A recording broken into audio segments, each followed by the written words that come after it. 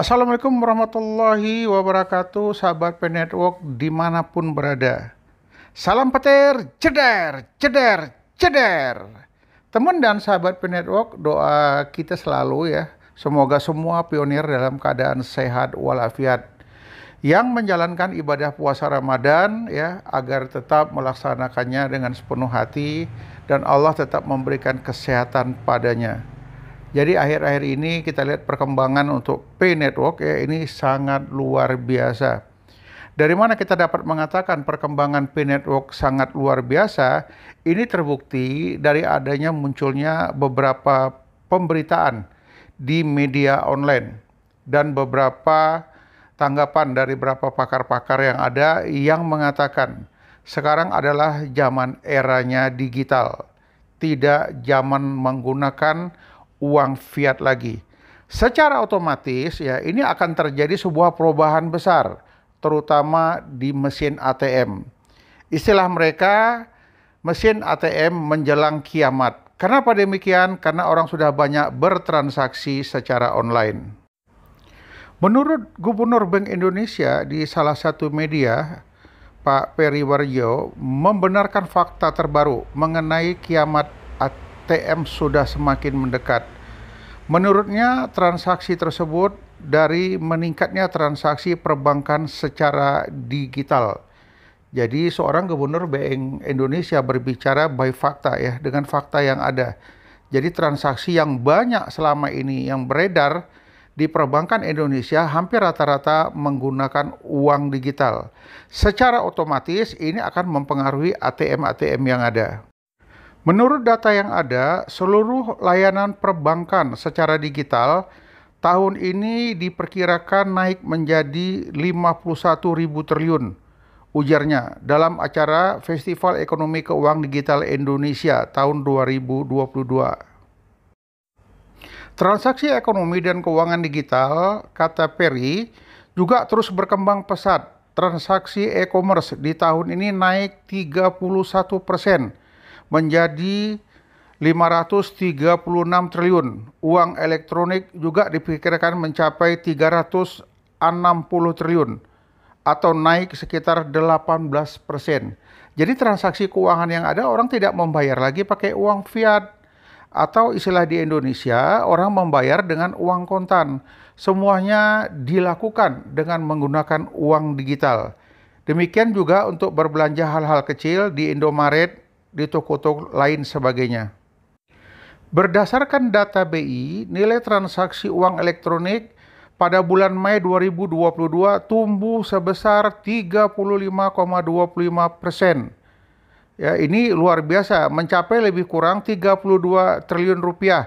Dinilai dari transaksi digital banking meningkat 20,82% menjadi 3.667 triliun. Ini luar biasa betul. Hal ini dapat kita lihat dari berbagai wilayah ya, pusat-pusat tempat counternya ATM. Mesin ATM begitu banyak, tapi orang yang menggunakannya sudah semakin sedikit. Kenapa? Orang lebih senang bertransaksi dengan menggunakan banking, dengan menggunakan digital, tidak lagi menggunakan uang fiat. Hanya orang-orang tertentu yang melakukan transaksi menggunakan uang fiat. Jadi banyak masyarakat di Indonesia ini eranya adalah sudah era digital. Segala sesuatu dilakukan dengan digital. Naik Grab, naik Gojek hanya menggunakan OVO, itu pun digital. Ya, jadi di mana-mana rakyat besar, rakyat kecil semuanya sudah bertransaksi secara digital. Kalau kita lihat di luar negeri, salah satu contoh di Australia, mungkin di Amerika Serikat, apabila orang menggunakan uang fiat membayar dalam jumlah yang besar, maka sang pedagang yang pemilik toko merasa curiga. Kenapa? Mereka rata-rata di sana menggunakan hanya kartu kredit. Mereka semuanya main gesek, semuanya main menggunakan barcode. Tidak lagi menggunakan uang kontan.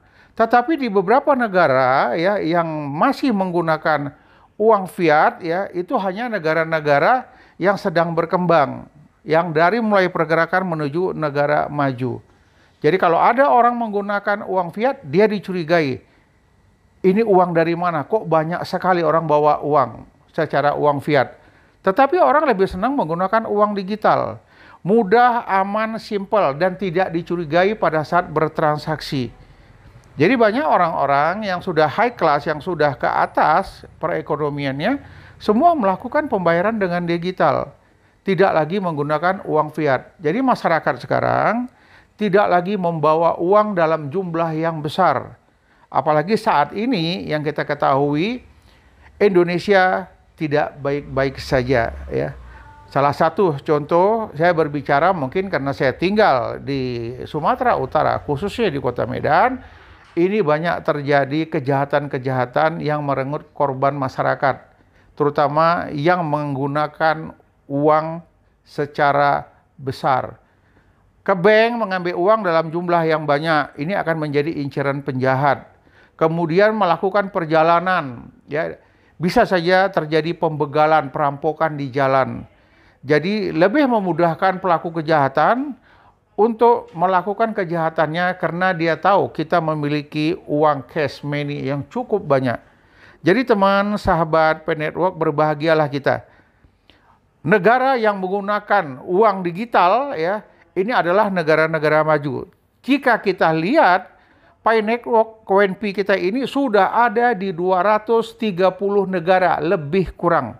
Jadi secara otomatis KONP Network atau program P-Network saat ini sudah memasuki ke seluruh negara. Tinggal kita kapan eksekusi, tinggal kapan open mainnet, inilah yang akan memudahkan kita nantinya dalam bertransaksi. Kita menunggu dengan sabar saja, mudah-mudahan segera terlaksana open mainnet sehingga KONP kita bisa kita pergunakan di mana saja. Kemudian sama-sama kita ketahui, ya, Kortem, Nicholas Kokalis akan menyiapkan P-Bank di berbagai negara, yang lebih kurang ada 230 negara. Nanti KONP kita bisa kita buat transaksinya di P-Bank. Maka P-Bank akan mengeluarkan uang fiat sebagai pengganti melakukan pertukaran antara KONP dengan uang fiat. Ya, mudah-mudahan ini akan berlanjut dan menjadi realita. Banyak masyarakat sekarang tidak lagi menabung uang fiat, tapi masyarakat lebih banyak menabung investasi dengan emas. Karena emas memiliki jaminan harga yang tetap. Jadi sahabat P-Network, ya, kita sarankan, jika nanti ingin berbelanja, pastikan kita berbelanja emas sebagai aset yang perlu kita simpan. Karena emas harganya tetap dan emas harganya akan melambung terus tinggi. Ini mungkin yang dapat saya sampaikan kepada teman sahabat P-Network. Salam petir, jeder, jeder, jeder. Assalamualaikum warahmatullahi wabarakatuh.